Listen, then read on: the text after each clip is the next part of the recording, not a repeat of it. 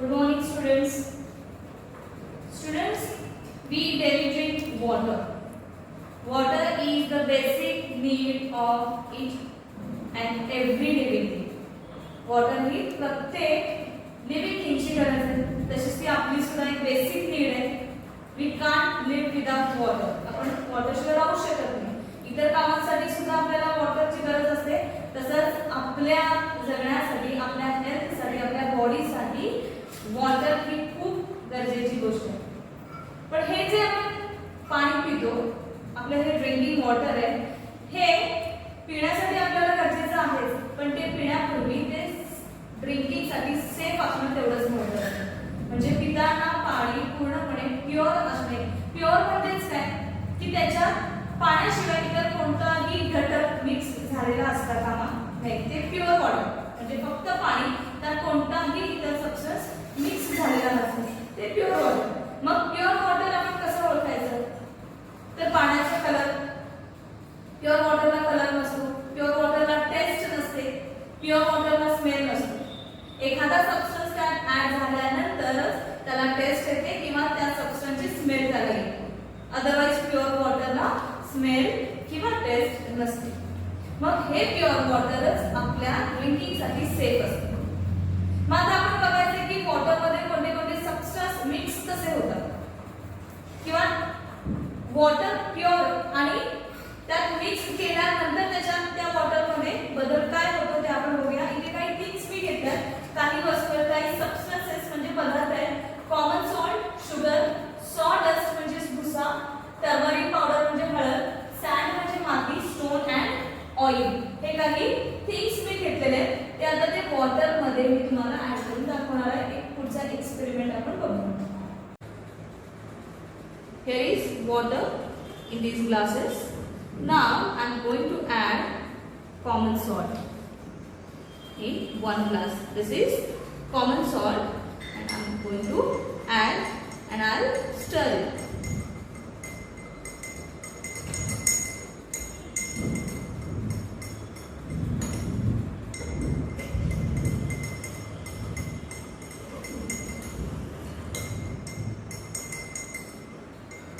I am stirring this salt in water. Now you can see salt disappears. यात salt दिसत नाही आता.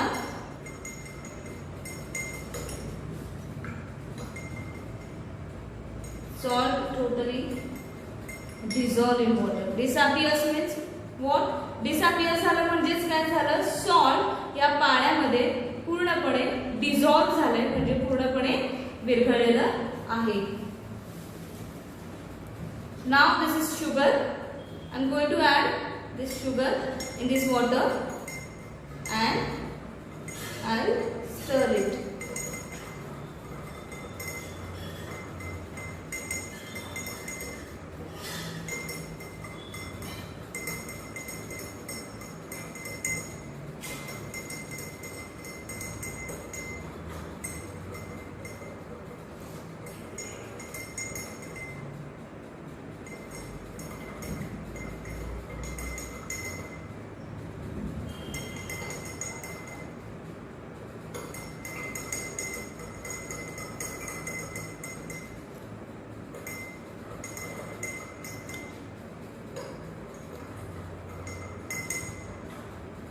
Now you can see only some sugar is remaining in that water.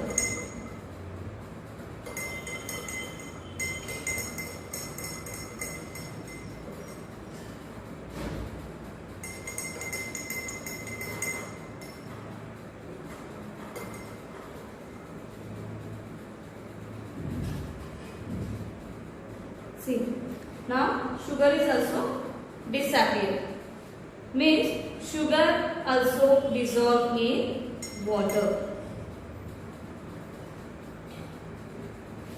Now I have turmeric. This is turmeric powder, means halad. I am going to add and I will stir it.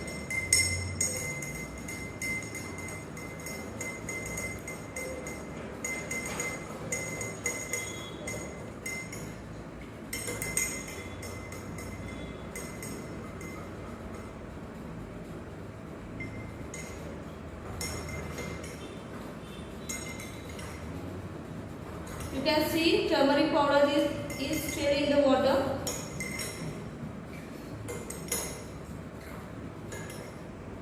Turmeric powder is there.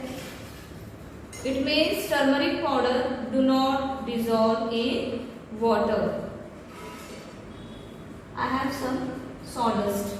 हे काही sawdust आहे, म्हणजे आपण लाकडाचा भुसा म्हणूया. sawdust मी काय करणार आहे, ऍड केलंय वॉटर मध्ये आणि परत स्टर केलंय. बघा डिसअपियर होतंय का. sawdust जेवढं आपण ऍड केलं होतं तेवढं तसं सगळं, म्हणजेच काय, sawdust do not dissolve in water. Then here is soil. Soil म्हणजेच माती, ही मी ऍड केली आहे.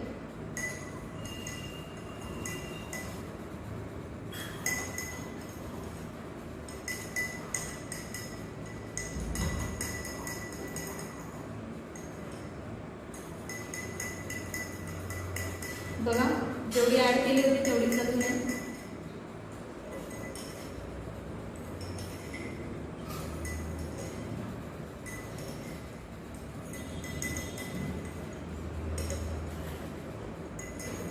Sawdust appears in water.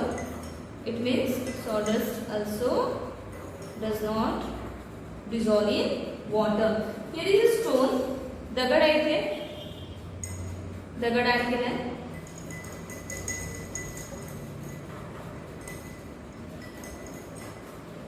Stone dissolve होईल का, नाही. सॉइल डिझॉल्व झालेली नाहीये, स्टोन डिझॉल्व झालेलं नाहीये. हे बघा अजूनही तेवढा स्टोन आपल्याला वॉटर मध्ये दिसतोय. इथे ऑइल आहे.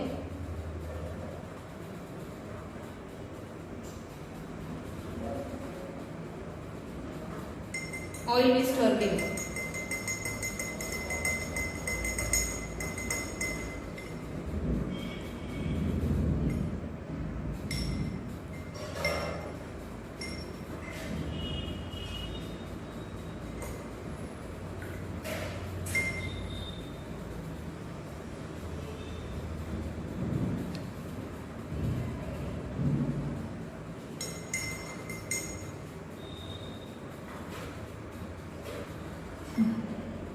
You can see oil is there, means oil also does not dissolve in water.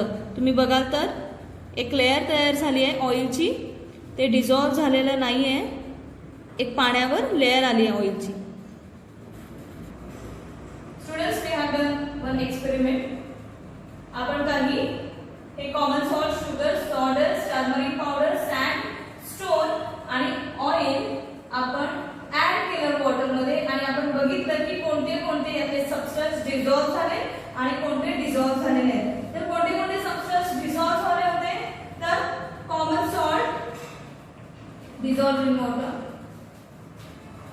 And sugar हे काय झाले, डिझॉल्व झाले.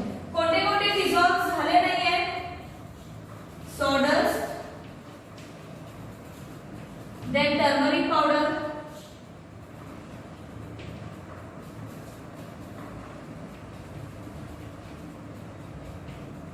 oil, sand and stone. हे सबस्टन्स डिझॉल्व झाले का, तर नाही. डिझॉल्व झाले नाही म्हणजे वॉटर मध्ये आपण किती स्टर केलं तरी पण ते वॉटर मध्ये दिसत होते. याचा अर्थ काय, ते वॉटर मध्ये डिझॉल्व म्हणजे पूर्णपणे विरघळले नाही. पण कॉमन सॉल्ट आणि शुगर आपल्याला पाण्यात दिसली का थोड्या वेळाने, तर नाही, ती पूर्णपणे पाण्यात विरघळून गेली. याचाच अर्थ some substances dissolve in water and some substances do not dissolve in water. काही सबस्टन्स डिझॉल्व होतात, विरघळतात, तर काही सबस्टन्स डिझॉल्व होत नाही. मग आता सबस्टन्सेस डिझॉल्व झाले, पूर्णपणे डिझॉल्व झाले म्हणजे पूर्णपणे ते पाण्यात विरघळून गेले. पाणी आणि तो सबस्टन्स एक मिक्सचर तयार झालं. तुम्ही बघितलं सॉडस्ट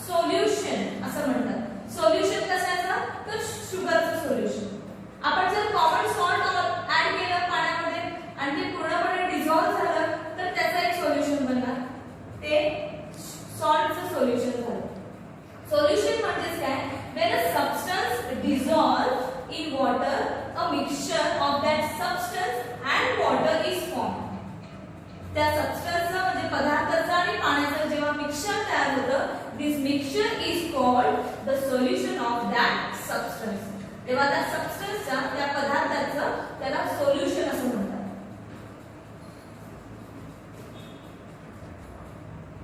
आता सोल्युशन बघितलं आपण एखाद्या सबस्टन्सचं सोल्युशन. मग जेव्हा एखाद्याला वॉमिटिंग किंवा लूज मोशन वगैरे असा त्रास होतो तेव्हा डिहायड्रेशन होतं, म्हणजे आपल्या बॉडीमधलं पाणी खूप कमी होतं. म्हणजे वॉमिटिंग किंवा लूज मोशनमुळे आपल्या बॉडीमधलं पाणी हे कमी होतं. त्यामुळे तुम्ही जर बघा तर वीकनेस वगैरे आलेला असतो. अशा वेळेस काय दिलं जातं तर ORS दिलं जातं. काय दिलं जातं? ORS. ORS means oral rehydration solution. आपल्या बॉडीमध्ये जी पाण्याची पातळी कमी झालेली असते ती आपण तोंडामध्ये परत रिहायड्रेट करतो, म्हणजेच आपल्या बॉडीतल्या पाण्याची पातळी आपण परत तेवढ्याच लेवलला आणतो. त्याला म्हणायचं ओरल रिहायड्रेशन सोल्युशन म्हणजे ORS घेतो. ORS is nothing but a solution of salt and sugar. ORS म्हणजे काय असतं? शुगर आणि सॉल्ट पाण्यामध्ये मिक्स केल्यानंतर जे सोल्युशन तयार होतं त्याला ORS असं आपण म्हणतो. हे ORS आपण वीकनेस आल्यानंतर घेतो. त्या सोल्युशनमुळे आपल्या बॉडीतली जी पाण्याची पातळी आहे ते डिहायड्रेशन आहे आपलं हे होतं. त्यानंतर सलाईन. तुम्ही बघितलं असाल हॉस्पिटलमध्ये बऱ्याचशा पेशंटना सलाईनवर ठेवलं जातं. सलाईन म्हणजे काय तर सोल्युशन ऑफ सॉल्ट. सलाईन हे काय आहे तर सॉल्टचं सोल्युशन आहे. मग जसे वेगवेगळे जर आजार असतील त्यानुसार त्यात मेडिसिन ऍड केले जातात, पण सलाईन म्हणजे काय आहे तर solution of salt. These are useful solutions. म्हणजे सॉल्ट आणि शुगरचं सोल्युशन म्हणजे ORS किंवा सॉल्टचं सोल्युशन हे काय आहे तर हे युजफुल सोल्युशन आहे. आता जर बघा तर सी वॉटर. सी वॉटर काय आहे? तुम्ही जर टेस्ट केला तर ते कसं लागतं? सॉल्टी लागतं. सॉल्टी लागतं म्हणजे त्याच्यात काय ऍड आहे तर त्यात सॉल्ट ऍड आहे. त्यात मिठाचं पाणी लागतं, खारट लागतं. हे कोणी ऍड केलं आहे का तर नाही. तिथे जाऊन सॉल्ट कोणी ऍड केलेलं नाहीये. ते नॅचरल सॉल्टचं सोल्युशन आहे. C water is a solution of salt and it is naturally form. ते नॅचरली तयार झालेलं आहे. त्यानंतर बरेच ठिकाणी जर तुम्ही विहिरीचं वगैरे पाणी प्यायला किंवा बोरवेलचं पाणी प्यायला तर त्याची टेस्ट थोडीशी वेगळी लागते आपल्याला. म्हणजे प्युअर वॉटर पेक्षा आपल्याला ती थोडीशी वेगळी लागते. का तर ते वॉटर आपण डायरेक्टली काय करतो वेल मधून आलेलं पाणी असतं, म्हणजे विहिरीतून पाणी आलेलं असतं. विहिरीतलं पाणी म्हणजे कुठे असतं ते जमिनीवर असतं, ग्राउंडवर असतं. मग ती जी जमीन असते विहिरीतली खोलवरची जी जमीन असते त्यातले त्या जमिनीतले काही सबस्टन्सेस हे त्या विहिरीतल्या पाण्यामध्ये ऍड झालेले असतात. किंवा बोरवेलचं जे पाणी असतं ते खूप खोलवर जमिनीतून आपण ते पाणी घेतो. मग त्या जमिनीतले काही सबस्टन्सेस त्या पाण्यात ऍड झालेले असतात, म्हणून त्या सबस्टन्सेसची टेस्ट त्या पाण्याला येते. तुम्ही बघितलात की कसं पाण्याचं सोल्युशन तयार होतं. आता तुम्ही सोडा बॉटल वगैरे बघितलं असेल किंवा आपलं जे कोल्ड ड्रिंक्स असतात त्याच्या बॉटल बघितल्या असतात. त्या बॉटलचं टोपण काढल्यानंतर एकदम एक त्यातलं जे असतं ते बाहेर येतं, म्हणजे लिक्विड बाहेर येतं. असं का होतं? कारण त्या सोडा बॉटलमध्ये कार्बन डायऑक्साईडचं सोल्युशन असतं. त्या सोडा बॉटलमध्ये कार्बन डायऑक्साईड डिझॉल्व्ह केलेलं असतं अंडर प्रेशर. अंडर प्रेशर ते कार्बन डायऑक्साईड डिझॉल्व्ह केलेलं असतं. जेव्हा आपण ते लीड ओपन करतो तेव्हा ते कार्बन डायऑक्साईड बाहेर येतं. त्यामुळे त्यातलं जे लिक्विड असतं ते सुद्धा त्याच्याबरोबर थोडंफार बाहेर आलेलं आपल्याला दिसतं. Students, here we are going to do another experiment. Here are some things: stones, coin, leaves, rubber band, eraser, sharpener, steel spoon, plastic ruler and pencil. Now one by one I am going to add these things. First, these are stones. You can see stones. Then sharpener, eraser, there is coin, steel spoon, rubber band, pencil, plastic ruler and leaves. Students, you can see here some things are sink in water and some are floats on water.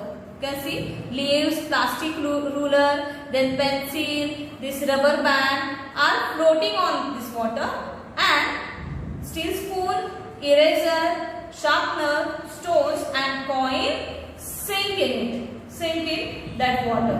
Why this happened? Students, बघितलं आपण कोणत्या कोणत्या वस्तू float झाल्या आणि कोणत्या things या sink झाल्या. असं का झालं ते आपण बघूया. कोणत्या कोणत्या फ्लोट झाल्या होत्या तर plastic ruler,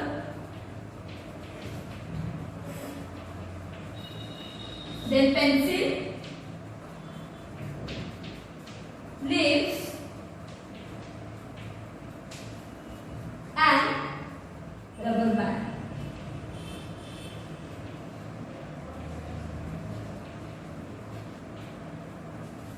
These things float on water, and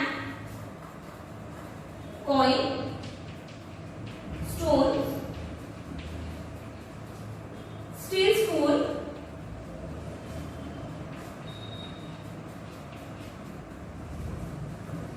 eraser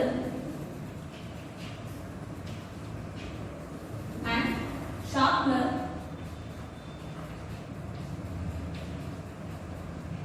are sink in water. Why this happened? का झालं असं?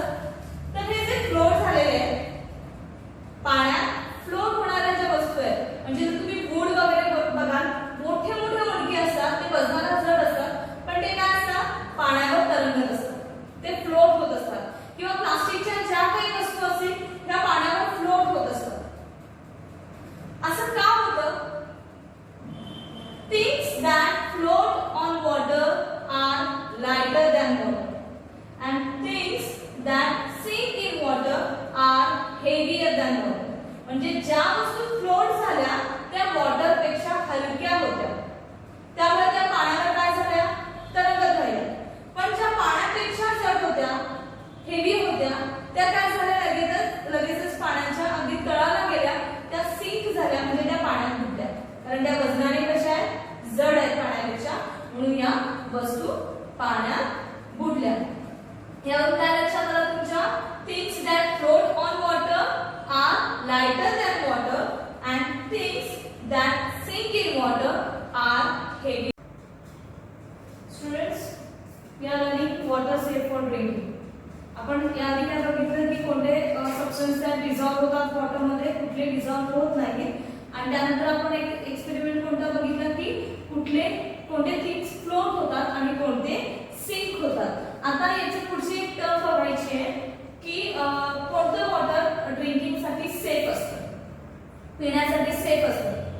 पाणी आपल्याला जरी दिसायला स्वच्छ दिसलं तरी ते आपल्यासाठी सेफ आहे की नाही हे आपल्याला समजत नाही. आणि आता रेनी सीझन सुरू होणार आहे, तर रेनी सीझन मध्ये बरेचदा काय असतं तर आपल्याला थोडं मडी वॉटर बघायला मिळतं, म्हणजेच गढूळ पाणी. हे गढूळ पाणी म्हणजेच काय पाण्याचा रंग आपल्याला बदललेला दिसतो. मग आपण ते डिझॉल्विंग सबस्टन्स आणि नॉन डिझॉल्विंग सबस्टन्सच्या वेळेस बघितलं की जर प्युअर वॉटर असेल तर त्या वॉटरला कोणताही कलर नसतो, टेस्ट नसते आणि स्मेल नसते. पण मडी वॉटरच्या वेळेस काय होत असणार आहे सांगा? रेनी सीझन मध्ये जेव्हा हे पाणी जमिनीवर पडतं तेव्हा त्या पाण्यामध्ये मड म्हणजेच माती किंवा सॉइल किंवा अदर पार्टिकल्स हे त्यात मिक्स होतात त्या वॉटरमध्ये. त्यामुळे वॉटरचा कलर आपल्याला असं मडी दिसतो, ते वॉटर मडी दिसते. मग हे वॉटर आपल्याला काय करायचंय? स्वच्छ करायचंय, क्लीन करायचंय. तर त्यासाठी काही प्रोसेस आहे मडी वॉटर क्लीन करण्याच्या. आता इथे बघा, यात हे मडी वॉटर दिसतंय म्हणजे गढूळ पाणी आपल्याला दिसतंय. ते आपण काय केलं? एका बीकरमध्ये पोर केले.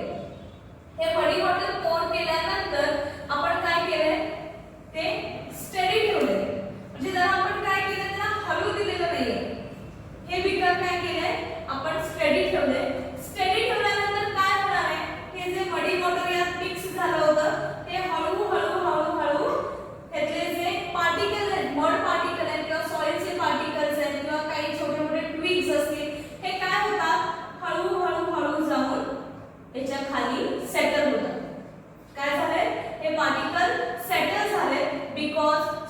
Soil is heavier than water. कारण हे पार्टिकल्स कसे आहेत, स्टोन असेल, सॉइल असेल, हे पार्टिकल्स काय आहे, हेवी आहे, त्यामुळे ते काय झाले, खाली सेटल झाले. पण जर ट्विग्स वगैरे असतील, काड्या वगैरे असतील किंवा लीव्स असतील तर हे काय होणार आहे, वर फ्लोटच होणार आहे. हे खाली जाऊन बसतील का, तर नाही. आपण फ्लोटिंग आणि सिंकिंगच्या वेळेस बघितलं की लीफ असेल किंवा ट्विग्स असतील, या फ्लोट होतात because they are lighter than water. ते काय असतात, लाईट असतात. मग आपण हे थोड्या वेळापुरतं स्टडी ठेवल्यानंतर हे जे मडी वॉटर आहे यातले जे काही पार्टिकल्स आहेत हे खाली काय झाले, सेटल झाले. एक गाळ खाली तयार झाला, त्या गाळाला आपण सेडिमेंट असं म्हणतो.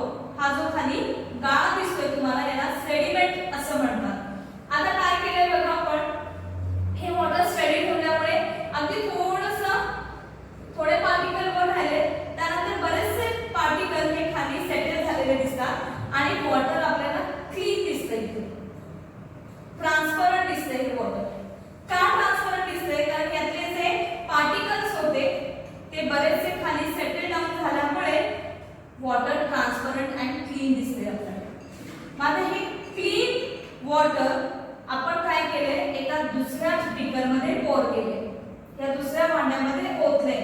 हे आपण घेतलं बीकर आणि ह्या सेकंड बीकर मध्ये ते पोर केलं. त्यामुळे काय झालं सांगा, हळूहळू आपण क्लीन वॉटर आहे हे काढून दुसऱ्या बीकर मध्ये घेतलं, पण तरी सुद्धा हे जे काही ट्विग्स वगैरे होते किंवा अजून पण छोटे छोटे पार्टिकल्स आहेत की जे या वॉटर मध्येच आहेत, अजून ते सेटल झालेले नाहीये, ते या बीकर मध्ये परत आले.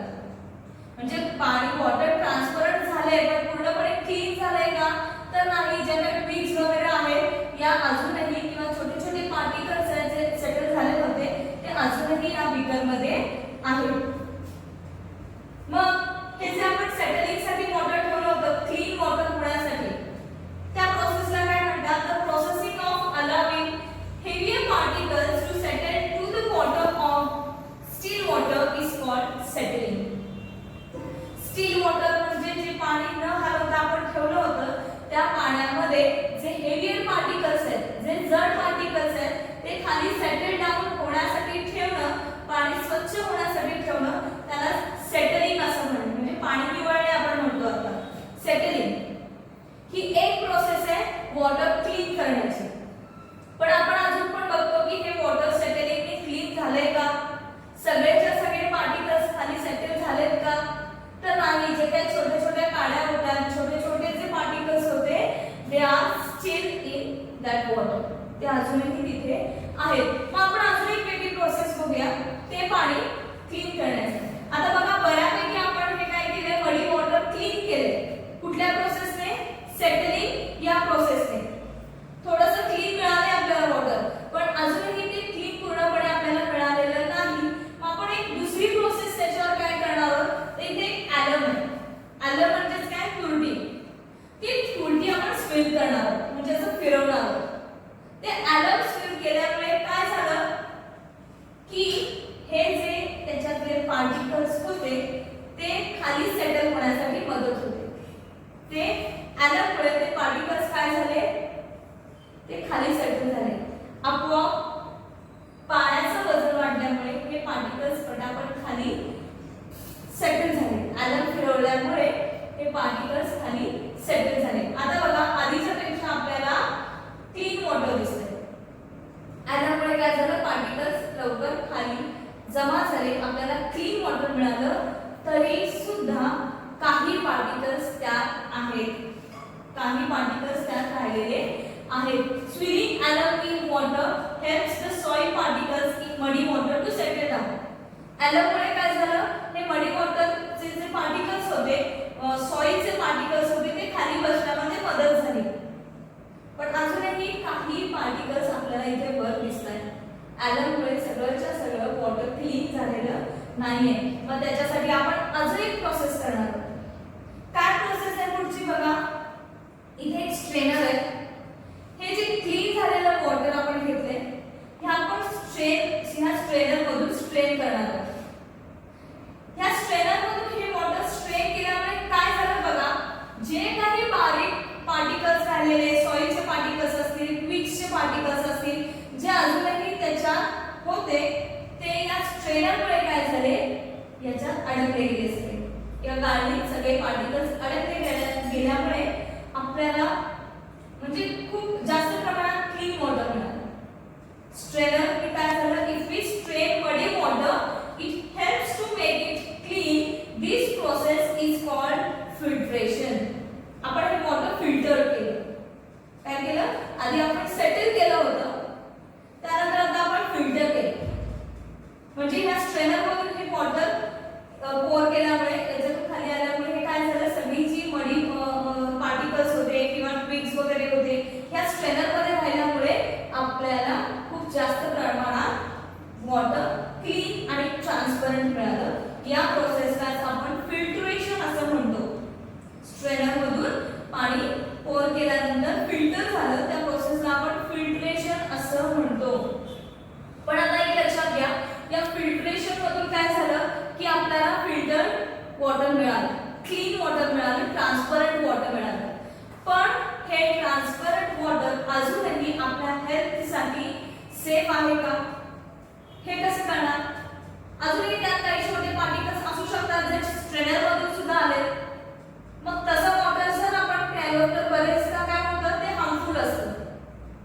मग असे पार्टिकल्स काय करायचे की आपल्याला ते सुद्धा काढून टाकायचे आणि ते काढून टाकल्यानंतरच आपल्याला सेफ वॉटर मिळणार आहे, म्हणजेच पोर्टेबल वॉटर मिळणार आहे. Portable water means water safe for drinking. जे वॉटर आपल्या ड्रिंकिंग साठी, आपल्या हेल्थ साठी सेफ आहे त्याला पोर्टेबल वॉटर म्हणतात. Water that does not endanger our health in any way when we drink it, it is called safe drinking water or potable water.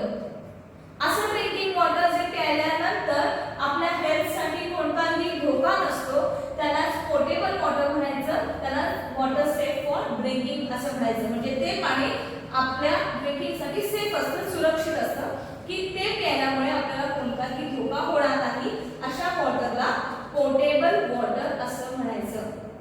मग portable water म्हणजे काय, किंवा कितीही ट्रान्सपरंट दिसलं तरी ते सेफ का नसतं, त्यात आपल्याला कोणते पार्टिकल्स दिसत नाहीत. पण वॉटर मध्ये असे काही पार्टिकल्स असतात की जे आपल्या डोळ्यांना दिसत नाहीत पण ते त्या वॉटर मध्ये असतात आणि ते आपल्या हेल्थसाठी डेंजरस असतात. मग असे कोणते पार्टिकल्स, तर आता आपण दुसरी टर्म बघणार आहोत, मायक्रो ऑर्गॅनिझम. मायक्रो म्हणजेच काय, व्हेरी व्हेरी स्मॉल. मायक्रो म्हणजे खूप खूप लहान, अगदी लहान म्हणजे जे, आणि ऑर्गॅनिझम म्हणजे लिव्हिंग थिंग. ऑर्गॅनिझम म्हणजे सजीव, असा जीव की जो खूप खूप लहान असतो. मग मायक्रो ऑर्गॅनिझम म्हणजे काय, अ living thing that cannot be seen by the naked I or even with magnifying glass.